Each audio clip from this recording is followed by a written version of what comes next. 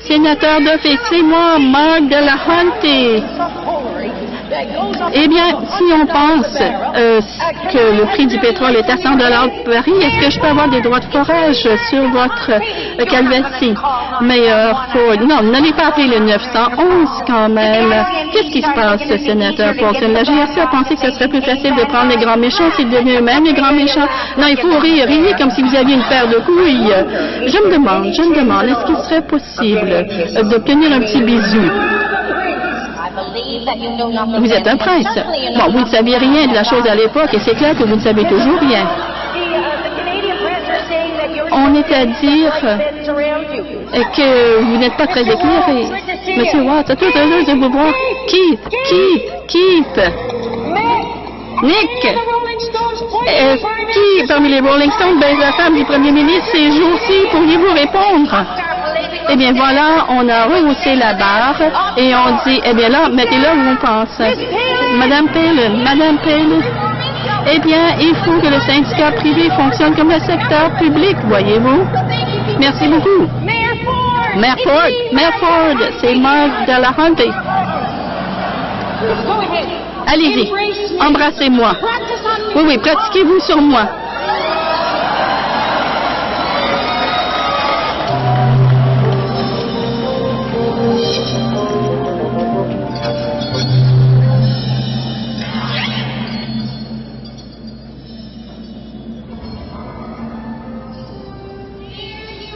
Ah, vous voilà, confrère Coles, confrère Lowenz.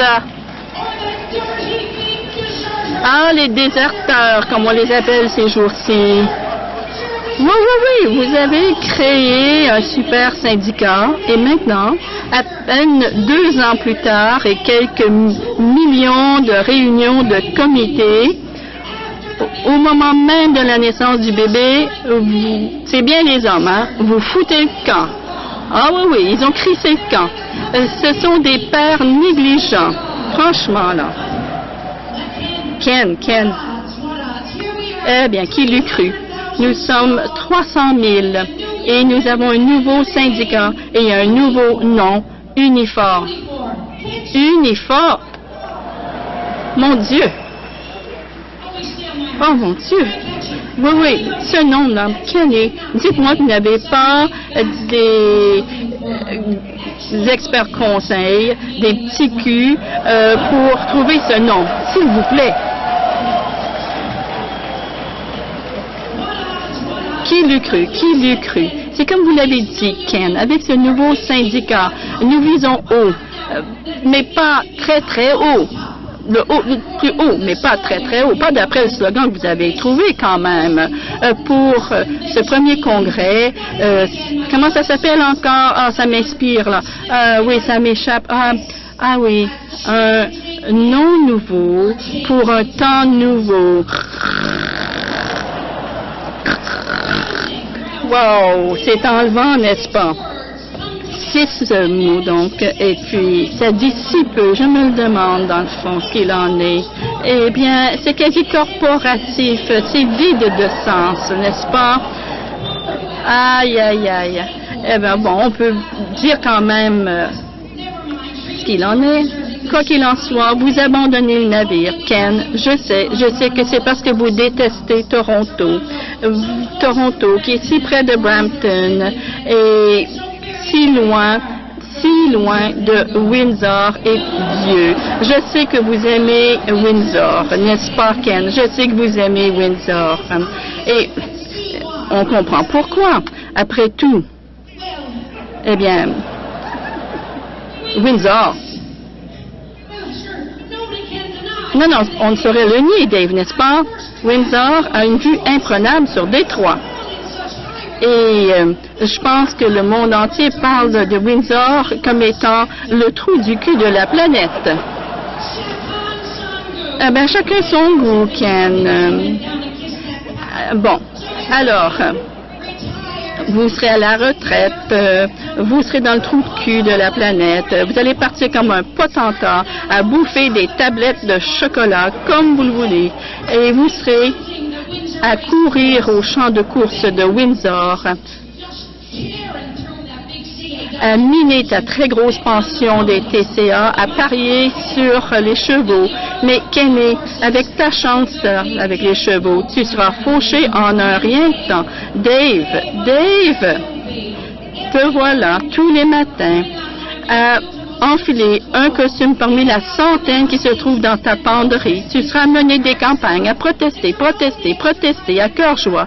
Et avec autant de temps à ta disposition, tu trouveras de nouvelles façons de te faire arrêter par les forces de l'ordre. Encore plus que ce n'est le cas déjà. On sait combien tu aimes ça, te retrouver en tôle, Dave, n'est-ce pas? Et là, tu pourras t'y consacrer à temps plein. Non, Ken, ne m'interromps pas, mon chéri. Je t'en prie, repose tes bajoux. Tu ne l'auras pas volé. Parce que, entre toi et moi, et la clé du poêle à bois, je suis prête à parier que malgré tous les noms dont tu as été affublé pendant ta résidence chez les CTA, on ne t'a jamais accusé d'être effacé, ou même concis.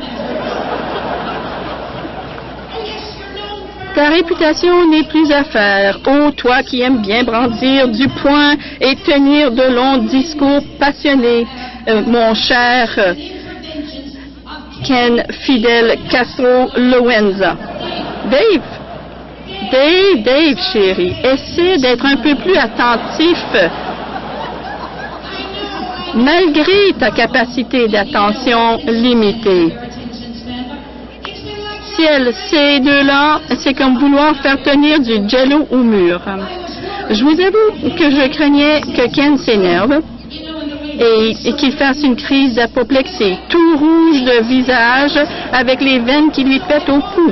Alors, j'ai apporté un défibrillateur juste au cas.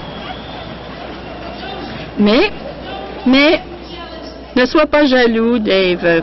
Je ne t'ai pas oublié. Je t'ai apporté une petite pompe. Peut-être deux. À bien y penser, le moment est peut-être bien choisi de tirer votre révérence, car à vous deux, vous n'avez qu'un seul cœur et un jeu de poumon qui vaille la peine. Alors oui, peut-être que ça tombe à point nommé. Il faut céder la parole à notre tout nouveau, Jerry Dias. Un tout nouveau président pour un tout nouveau syndicat. Félicitations, Jerry. Bon, sans vouloir manquer de respect, j'ai appris... Non, on recommence. Moi, je pense que les dieux de l'ironie se moquent du Congrès parce que j'ai appris que Jerry est maltais. Et j'ai un petit bichon maltais. Tout petit, comme Jerry. Mais il ne lâche pas le morceau. Il veut bien tenir tête au plus gros chien. Je vais changer de micro. Et je vais mettre 2 paires de lunettes. C'est pour vous dire que je n'en suis pas à ma première jeunesse. Alors, je disais donc, Jerry, vous êtes à la tête de ce tout nouveau syndicat. Et on n'a pas le temps à perdre. Il faut se mettre au travail. Il faut aider les travailleurs et les travailleuses du pays. Il va falloir tenir tête à ces gros chiens. Et puis, il va falloir japper en masse, parce que ce n'est pas les grandes sociétés qui vont céder un pouce sans que l'on soit prêt à se battre. Et Stephen et ses acolytes, le premier ministre, il déteste les syndicats autant que Satan déteste l'eau bénite. Le croyez-vous, là? Ce premier ministre insignifiant, pédant et répugnant veut de nouveau...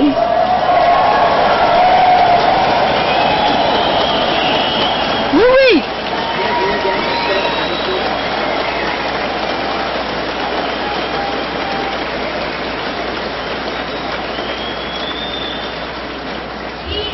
Il veut proroger la Chambre. Il s'est adressé au GG pour mettre fin à cette session du Parlement. Que Dieu me pardonne, j'aimerais bien mettre fin à ces jours, celui-là. La dernière fois que je l'ai vu à la télé, j'aurais voulu lui arracher les yeux de la cervelle et le lui mettre là où je pense. Question qu'il comprenne bien, une fois pour toutes, combien il est un vrai trou de cul.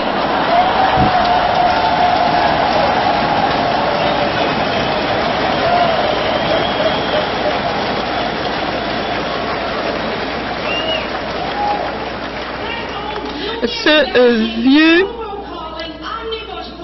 premier ministre qui est friand de la multiplication des prisons, qui veut faire fi de la démocratie. Ce fou premier ministre, dis-je, ce n'est pas un allié du syndicat. Il va sans dire. Mais il n'est pas dit que ce soit une mauvaise chose.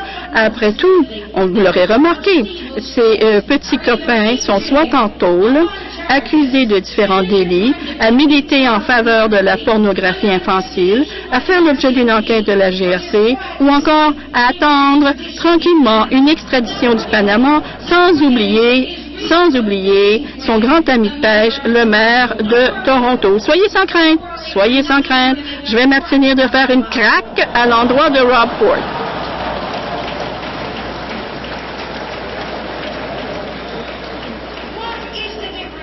Quelle est la différence entre Pamela Wallin et Bigfoot? Il semblerait qu'on ait aperçu Bigfoot au moins une fois en Saskatchewan au cours des 4 dernières années. En quoi McDuffie et Anne au Pignon Vert se ressemblent-ils? Eh bien, tous deux sont des résidents fictifs de l'île du Prince-Édouard. Non, mais sérieusement, là. Saviez-vous que Smith et Wesson ont conçu un nouveau revolver pour les Canadiens? Oui, il ne sert à rien et on ne peut pas s'en débarrasser. C'est le modèle sénateur. Mais bon. Même moi, là, je n'aime plus tellement les plaisanteries politiques ces jours-ci. Il n'y a pas de quoi rigoler avec la bande de fanfarons sur la colline ces jours-ci. Alors, eux ne vont pas nous aider, ça va de soi. Alors, pour ce qui est de reprendre le pouvoir, les travailleurs et les travailleuses du pays, voilà notre tâche. Et il faut se donner les moyens de le faire. Il faut se rassembler.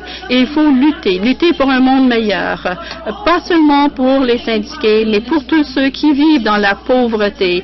C'est scandaleux, dans un pays aussi riche, que l'on a des enfants qui se mettent au lit, le ventre vide. Unifor a lancé le mouvement. Les métallos et le syndicat des télécommunications parlent de fusionner. Vous savez, la marée du fameux 1% n'a pas soulevé toutes les embarcations, mais seulement les yachts, semble-t-il. Et pourtant, on sent que peut-être le vent tourne. Oyez, les patrons. À force de se faire fourrer, on fait beaucoup de petits la nuit.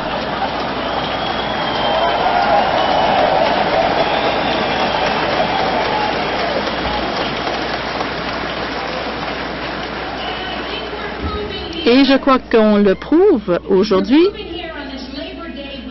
pendant la fin de semaine de la fête du travail, que rien n'échappe à la loi des nombres. Avant de vous quitter, si Rob Ford, Mike Duffy et Stephen Harper étaient tous trois dans une chaloupe au beau milieu du lac et que celle-ci était en train de couler, qui serait le rescapé? Le Canada, oui, bien sûr!